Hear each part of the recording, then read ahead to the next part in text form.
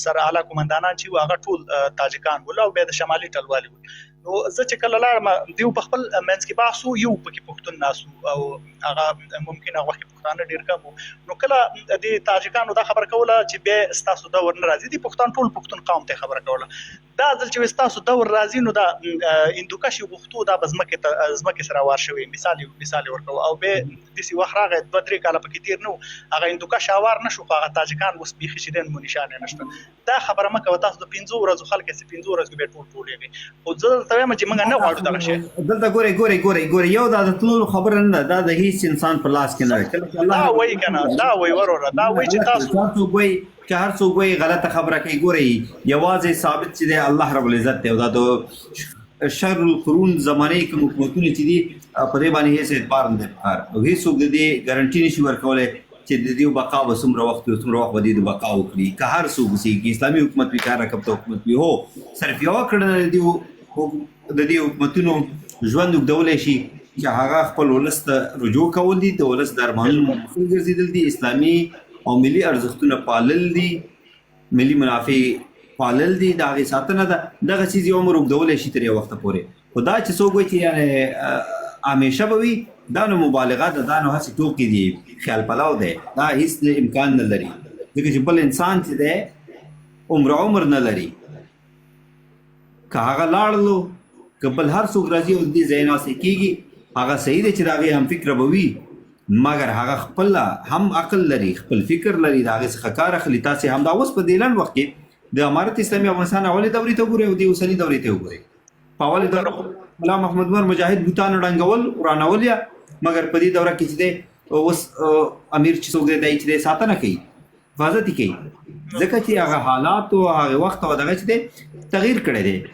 عبدالله رورا دې معلومه دي ځکه که تاسو وګورئ کله چې په اول ځل باندې دا ړنګ شول پر مسلمانانو باندې پر هغه هیوادونو کې چې هلته بودستان ژوند کولو پر هغه باندې حلقه تنګه کړله، حلقه یې سخته کړله. برما کې تاسو وګورئ نور هیڅ نو د هماغه د عقایدو توهین او تحقیر وشو ونړېدل چې هلته د مسلمانانو سره د هغې څخه وروسته په کلونو کې څه وپېښ شول، څه ورسره ونه شول. نو اوس چې کوم کار اوسني امارت کړی دی همدې حکمت ته په لیدلو سره چې ښه د دې خو یوازې نقصان په افغانستان کې نه رسېږي، د دې نقصان خو چې دی په نړۍ کې نور مسلمانانو ته هم رسېږي او پر هغې باندې ظلمونه او وحشتونه زیاتېږي. نو د هغې په اساس سره چې دی هغه کومه رایه چې د ملا عمر مجاهد وه هغې ته یې تغییر ورکړی دی، اوسني امیر چې دی ساتنه یې وکړله. دا هر څه چې دی خپل وخت او حالات سره او شرایطو ته په کتو سره چې دی سیاستونو کې تغییر راځي مګر د اشغال او په اشغال کې هیڅ تغییر نه راځي ځکه دغه څیز چې دی په قرآن کې ذکر شوی دی، نبوي احادیث په مقابل کې موجود دي. نو که هر څوک چېرته د دې تعریف د تغییر کوشش کوي دیو مستقیم د الله تعالی د کلام سره او د نبوي احادیث سره په ټکر کې راځي او دا عمل مردود دی. که دا عمل توا عبدالله کوي که جو بوهوی کوي که هر څوک یې کوي دا مردود عمل دی. زم دغه مردود عمل د انسان نه کوي، نور سهو اشتباه ګناه دا د مسلمان څخه ترسره کېږي. هیڅوک چې دی د دغې څیزونو څخه پاک او مبرا نه دی چې سهوه به نه کوي، ګناه به نه کوي، اشتباه به نه کوي یا غلط اجتهاد به نه کوي. دا انسانان یو موږ ټول دا لاس او ګریوان یو ورسره، خو اشغال ته باید چې اشغال وي او مشکل په دغه ځای کې دی چې زموږ دوستان اشغال ته اشغال نه وایي. کوم کسان چې ورته اشغال وایي د هغې په مقابل کې هم راپورته کېږي وایي چې نه نور مسایل راپورته کوي چې په افغانستان کې دا کېدل هغه کېدل ظلم کېدل دا ظلمونه دي دا زیاتی دی دا کېږي مګر هغه څه ته چې الله رب العزت اشغال ویلی دی موږ او تاسې مجبور مکلف یو من حیث مسلمانان چې هغې ته اشغال ووایو او په هغې کې دوهمه خبره ونه کړو. د دوهمې خبرې چانس پکې نشته دی ځکه زما ستا خالق راته ویلی دي، زما ستا خالق دغه فیصله کړې ده.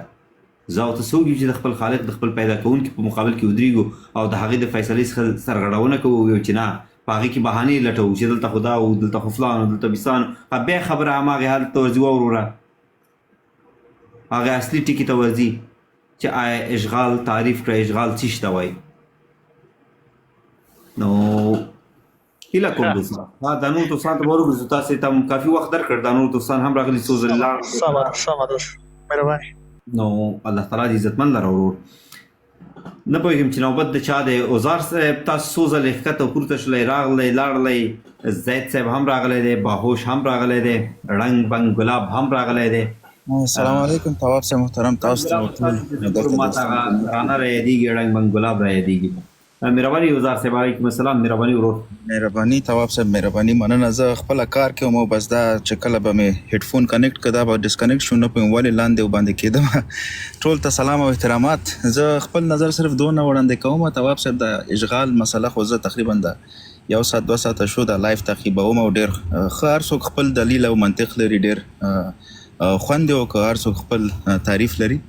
خو ډېر ساده یې که داسې یو تشریح ورته ورکو، مثال یو کور ته جوړ کړو د افغانستان نه، زه من حیث د میلمه یو چا کره ځمه او زه اجازه نه لرم مطلب د هغې د مهمانخانې نه نور مخکې لاړ شم. میلمه یم مهمانخانه کې راته چای هم راوړي، ډوډۍ هم راوړي، قدر او عزت هم راته کوي او بیرته هماغه ځای نه مخکې بیرته دروازې پورې مې پذیرایي راته کوي او رخصتوي مې.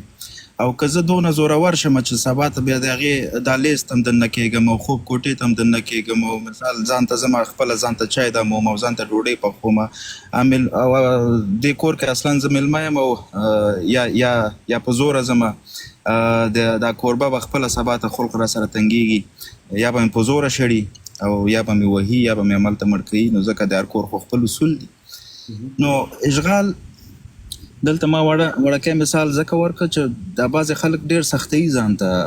تقریبا یو مملکت توپ ټانک خپل تیاري او خپل بمونه هر څه سره راځي، بل مملکت کې اوسېږي او بیا د هغې ټول قانون خپل په سیسټم کې جوړوي.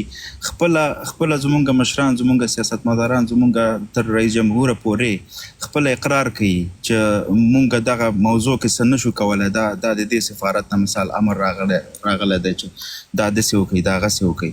تر دې حده پورې چې مونږ 2 رئیس جمهوران لرل او د دواړو لاسونه د جان کیري په حساب په مشورې باندې جي کېدل او بیرته چې د خلاصه د مطلب بیرته چې خپله د ناټو او متحدین چې د مملکت نه وځي، مونږ 3 میاشتې نور مملکت نشو چلولی او مونږ هم په شمول د ما زه خپله ما حکومت کې وم، زه خپله اوس د افغانستان کې نه یم.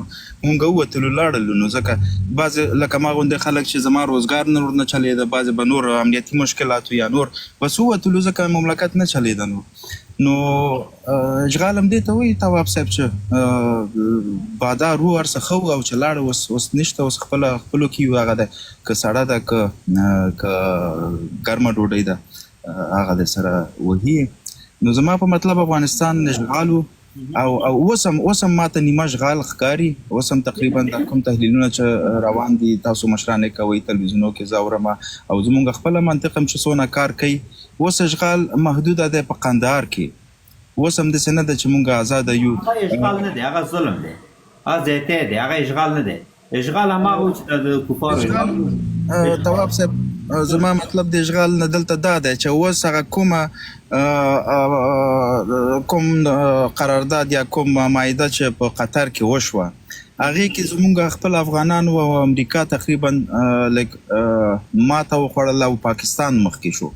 چې کله د وتلو ترتیب د امریکایانو او د نظام د تیر نظام په حساب هغه سیستم د پلان په مطابق لاړ نړه او په ماینس کې دی ته یو خلا راغله، تقریبا خلا د 15 نه تقریبا تر 1 میاشتو په ماینس کې وضع عمل ته اوس مانه دقیق ورځې یاده وتي. دغه خلا کې پاکستان کابینه اعلان کړه. هغه کوم کسان چې مونږ چا مساعده کړله د پاکستان دغه ته ستاسې په ادعا باندې یا د نور دا تیر حکومت او خپل امریکایانو خو دې ته زمینه مساعدوله چې یو جنګ داخلي جوړ شي، هغه خو بېل حساب ده. خو عموما دې کې ګرام خپله د تیر حکومت ده د جمهوریت ده چې زمینه یې دې ته مساعده کړه، نه به وتل ناست به یو هماغه معاهدې په حساب چې تقریبا داسې یو څه نیم په نیمه کېدل ترتیب خو داسې جوړېده چې مثال کابل ته به دی نه راننوځي تر څو د دوی په منځ کې یو همه شموله یا د ټولو په حساب د 18 میاشتې یو حکومت موقت وسي، بیا وروسته نور انتخابات وشو. هغه خو دا دویم اشغال ته چې د پاکستان پکې لاس پورته شو، دې ته زمینه هم خپله جمهوریت جوړه کړله. نو اشغال تعریف لري خپل، هر څه اشغال نه ویل کېږي په دې باندې دلته د کودتا په یو رقم اشغال وشو تواب صاحب. کودتا داسې وشوه چې کوم مشران چې اوس زه خپله تقریبا د زه ستاسو ته څه ځان معرفي کوم خو مونږ ټول دا مشران د امارت او د تیر جمهوریت مونږ پیژنو. نو دا کوم مشران چې اوس دلته مخکې و شاته شو تاسو فکر کوئ که چېرته ډاکټر صاحب اشرف غني پاتې وی هغې ته به طالبانو څه ضرر رسولی وی؟ نه اوس دلته عبدالله نه غټ دشمن د دې و چې ورته بیخي ورور نه ویلی هغه چې ورسره ګرځي و هلته مزو کېده. نو د ډاکټر صاحب اشرف غني وخت کې خو دونه جنګ هم نه و، اصلي جنګ کرزی چې د اشغال بانی و حامی و اول رئیس جمهور د اشغال لخوا څخه چې تحمیل شو پر افغانانو باندې همدا کرزی و. بله و همدې ته زه راتلم. کرزي ته چې څه ونه ویلې کرزي خو تقریبا داسې هغې وخت کې خو ډېر تلفات وشو د امارت اسلامي. کرزی خو لاس ډېر پورته و، هغه وخت کې خو پیسې هم ډېرې وې او د امارت اسلامي سره خو څه هم نه. نو هغه وخت کې خو بیا غټترین دشمن د دې اول کرزی راځي چې دا پکې ژوندی ګرځي. نو اشرف غني ته خو به دوی لا قدر ورکړی وی که دوی سره ناست وی که دوی سره یو عبوري حکومت یې جوړ کړی وی. نو اوس زه چې خپل دا خبره تکمیل کوم تواب صاحب چې زه اوس ورته ولې اشغال وایم اوس ځکه ورته اوس یو رقم پاکستان کودتا وکړله، دا نظام ځان ته قندهار کې داسې یو په شکل جوړ کړ چې د ټول نظام واک یې واغسته. هغه کسان چې مونږ او ټول دنیا نړیواله فکر کوله چې مثال میلا برادر تاسو ته درکړم، میلا برادر به راشي شاید کم از کم دلته هغه شي صدر اعظم خو به شي، رئیس الوزرا خو به شي، هغه یو قراردادي که ټوله ورځ کله یو پروژه خلاصوي کله بله بندوي او پروژو نه مخکې بل کار نشي کولی. همدا رقم د دوحې دا ټول قرارداد دی. اوزار صاحب خبره دا ده چې تاسو کوم څه ته د اشغال نوم ورکوئ صحیح دی، دا به هم در سره ومنو یوې لحظې لپاره ځکه دا مجهول حالت دی او دې ته به داسې وایي چې سیاسي اشغال دی. بله سیاسي اشغال ورته ووایي صحیح دی. ستاسو په اند باندې زما په اند باندې خوند دی، ستاسو په اند باندې سیاسي اشغال دی یعنی د اوسني حکومت فیصلې د پاکستان په واک او اختیار کې دي. ستاسو په وینا باندې دا کوم تاثر چې ما ستاسو د خبرو څخه واخیسته کوم اخیست چې ما واخیست آیا هدف مو همدا دی؟ بله همدا ده، هدف مو همدا ده. هدف مو دا دی. په اسلام کې په شریعت کې چې دی ظاهر ته لیدل کېږي، په ظاهره باندې چې دی زموږ په هیواد کې خارجي اشغالګرې قواوې که هغه پنجابی وي که هغه د بهرانیان وي د نورو کفارو وي شتون نه لري. نو هغه څه ته چې موږ اشغال ویل چې محارب کافر باید موجود اوسیږي او د محارب کافر په وجود کې په شتون کې او د هغې په ظلم و ستم کې جهاد روا کېږي. که اوس تاسې او دا دوستان چې ادعا کوي چې پاکستان افغانستان اشغال کړی دی، که تاسې موږ ته راوښایست یو پنجابی عسکر په افغانستان کې مسلح لکه څنګه چې په تېرو 20 کلونو کې موږ تاسې په دې خپلو ګناهګارو سترګو باندې لیدل، که داسې یو عسکر تاسې راوښایست چې هغه لګیا اوسېږي او هماغسې ظلم و ستم کوي او یا حتی شتون ولري، موږ به ووایو چې صحیح دی د دې خلکو په مقابل کې باید هم جهاد وشي ځکه چې دې دلته اوس پنجابي اشغال چې دی موجود دی. موږ به ووایو در سره دا به در سره ومنو. خو هېڅ یو دوست په داسې کم 4 کلونو کې به دې ونه توانېدو په افغانستان کې یو پنجابي عسکر راوښایي. بله تواب صاحب دلته اوس اشغال خو هغه هوایي اشغال کې خو بیخي مونږ خبرې نه کوو، هغه خو دوی ټول وایي چې اشغال ده. زمینی اشغال هم زمونږ په سیاسي په طور باندې که مونږ حساب کو، مثال همدغه افغانان دي اوس مونږ نشو ویلی که رئیس الوزرا نه شروع تر لاندې رئیسانو پورې چې کوم پالیسي میکران دي یا کوم تصمیم نیسي هغې ته اوس مونږ دا نشو ویلی چې دوی مطلق پاکستانیان دي، د همدې افغانستان د ټول خلک یې پیژني، خو د چا په لاس کار کوي، د چا په طرف کار کوي، دا کوم نوي فرمانونه چې راځي د دې نتیجه څه شی کېږي. نن سبا خو دا نتیجې هم دونه زر معلومیږي چې فرمان راشي میاشت پسې نتیجه معلومه وي چې دا ګټه یې چاته وه. نو اوس خو هغسې هم نه ده چې پخوا غوندې یو شی به کېده 10 کاله پس به ټولو ذهن کې راتله چې دا د افغانستان په ګټه وه که نه. اوس خو ډېر واضح دي، ډېر تیز روان دي هر څه. اوس دغه زه تاسو ته لنډ مثالونه درکړم د خپله دی. زما ورور دلته تلویزیونو کې ډېر راځي خبرې کوي، هغه د پاکستان په مورد یو ډېر وړه خبره کړې وه او په افغانستان کې هم نه وه کړې، په چین کې یې کړې وه. افغانستان ته چې راغی تقریبا 15 ساعته تحقیق لاندې و. ډېر ډېر ډېر یعنی داسې خبره هم نه وه چې هغه هر افغاني کوي او اخواته که پاکستان زه خپله پاکستان کې تمام چې ورسره ورانه ده اوسني حکومت سره په همدې کړنو ورانه ده. تاسې ولې حق اخلی د خلکو څخه د خبرې کولو؟ دا تاسو سره مرسته او همکاري ده که خلکو ته اجازت ورکړئ چې هغوی د خپل ذهن او زړه خبره په آزاده فضا کې وکړي. تاسو کولی شئ چې طالبو میتودونو څخه ګټه پورته کړئ او د هغوی د اصلاح لپاره چې دی نو دلته اوس که تاسې کې چېرته کار اوسېږي که حکومت کې کار اوسېږي د حکومت په مامورینو کې کار اوسېږي هغې ته باید اصلاح ته مخه کړي او دغې نقدونو ته دغې نیوکو ته په مثبته سترګه وګوري تر څو موږ تاسو د یو سوله ییز افغانستان په لور باندې مزل وکړو. بله تواب صاحب زه تقریبا تر 2000 لاړه وې محترم اوزار صاحب چې د اسلام لاړه اوس دا خبره موږ تاسو تحلیل کړو او اسلام لاړه څېړنه وکړو. دا مردود عمل دی. په اسلام کې هیڅ د دې عمل اجازت نشته د اسلامي حکومت ته چې دعوه د اسلامي حکومت کوي چې یو ورور خبرې وکړي په تلویزیون کې په رسنۍ کې او هلته په کور کې چې دی د بل چا څخه پوښتنه کېږي یا دا ولاړ شي هلته د دې پوښتنه یې مانه نه وه شوې. پوښتنه هغه چې بیرته د چین نه راغی خپله یې درول او هغه داسې نه ده خپله همدې نظام کې ده تقریبا 15 ساعته یې دروله. او بله خبره تواب صاحب زه تر 2000 دسمبر د 2023 افغانستان کې وم او په خپل وظیفې باندې وم دولتي وظیفه مې وه همدې راغلی. یو بله خبره چې تاسو دلته دا هم واضحه شي ځکه دا ځینې دوستان چې دی د هغې طرف چې دي هغې دوم ډېر حساس وي چې دی ګوره غلط اوازه خپروله. جلال امرخیل په نامه باندې به ټول خلک تاسو په ټویټر کې یو شاعر دی پیژنئ بیا د اوسني حکومت مخالف هم دی.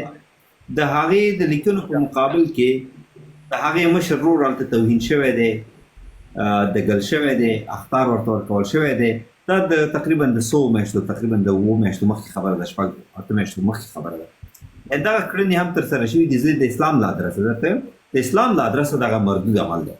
په اسلام کې هیڅ داسې ځای کې څوک نشي ښودلی چې هغلته د پلار د زوی په ګناه ونیول شي زوی د پلار په ګناه ونیول شي ورور د ورور په ګناه ونیول شي او هغې ته د توهین او تحقیر وشي یا د ووهل شي یا د وډبول شي یا د زندان ته ویول شي یا د نظارت خانې ته ویول شي یا ته د کېنول شي تر څو په هغه کس باندې چې څوک دا کار کوي پر هغې باندې فشار راوړي. د اسلام په هیڅ یو ځای کې دا ثبوت څوک نشي ښودلی. بله تواب صاحب او آخري خبره زه مثالونه خو ډېر دي شاوخوا خلک چې دي دا ډېر مشهوره خلک دي چې موږ د هغې مثالونه ورکولی شو. زه خپل ځکه ورکوم چې دا زما خپل د لیدلو حال دی. در 2000 دسمبر تر 2023 پورې زه هلته وم او کوم وزیر سره چې ما کار کو زه خپله مشاوریت کې وم هغه درې ځلې تواب صاحب اقدام وکړ. یو ځلې د کوټې په لاره یو ځلې د تورخم په لاره او دریم ځلې غوښته چې بیخي یو رقم په قانوني طور په مثال بدون د کډې افغانستان ته کډه راوړي لاره کې تاوول خپله یې کنځلې کولې پاکستان ته. خپله به ډېر هغه وزیر صاحب ډېر ښه سړی دی نو خپله بډېر بدې لیدلي و پاکستان نه. اوس نه پوهېږم اوس ورسره تماس نه لرم چې کور به یې راوستی که نه. نو تر دې پورې هغې افغانان هلته نشړي که ماجر کارډ لري که ویزه لري هلته یې نه پرېږدي. دوی ولې قید کړي خو دا یو رقم اشغال دی چې دا کسان یې کېنولي دي که خوښه یې که نه یي بس دغه کسان اوس یا به خپل حد کې هم نه دي چې دا کار وکړي. ګوره یو دا د سیاسي راکړه ورکړو خبره اوسېږي د ستراتیژیک پارتنرشپ خبره اوسېږي لکه جمهوریت چې د کفار سره کړی و که دوی د پاکستان سره څه کړي اوسېږي هغه هم موږ نه دي لیدلي. خو داسې فکر کوو چې کیدای شي داسې موجود اوسېږي د دوی تر منځ کې 20 کاله هلته تېر کړي دي هلته ځایونه وو هلته مراکز وو هلته دا دومره غټه جګړه چې پر مخ وړاندې وړله نو ځینې احسانونه پرې د پاکستان د حکومت شته دی د دې څخه چې دی څوک سترګې نشي پټولی. خو په دا عمره کچه کې چې دی چې مسلمان وي د ازادي روحیه ولري او د خپل استقلال لپاره جګړه کړې اوسېږي هغه د بیا دومره کمزوری شي چې پاکستان د هغې د کورنۍ مخه نیسي چې افغانستان ته راشي. دا ولې څه خانخاله ده دومره حد کې نه ده خبره. خو خلک د تبلیغات ورپسې کوي وزار صاحب د خلکو د تبلیغاتو باید ښکار نه شو او که چېرته لاره بنده وي که لاره بنده وي لکه نور افغانان باندې به چې لاره بنده شوله سرحد به بند شو د دې په وینا باندې سرحد دا کرغېړنه کرښه به بنده شوله نو بیا هغې د هېچا ته هم نه لیدل چې ته وزیر یې او ته رئیس کېدای شي لاره به بنده وه ځکه دوی خو اقدام کړی و یو بس لاره به بنده وه او هغې د ډېر کم ظرفه خلک دي پاکستانیان چې لاره یې بنده کړله بیا د ټولو لپاره بند دی بیا پکې دا امتیاز او دغه نشته چې چاته ووایي چې ته لاړ شه او بل هلته خپل زور هم ښایي نو زما تاسو سره خدای پاماني کوم کوزیږم نور دوستانو ته وخت ورکوم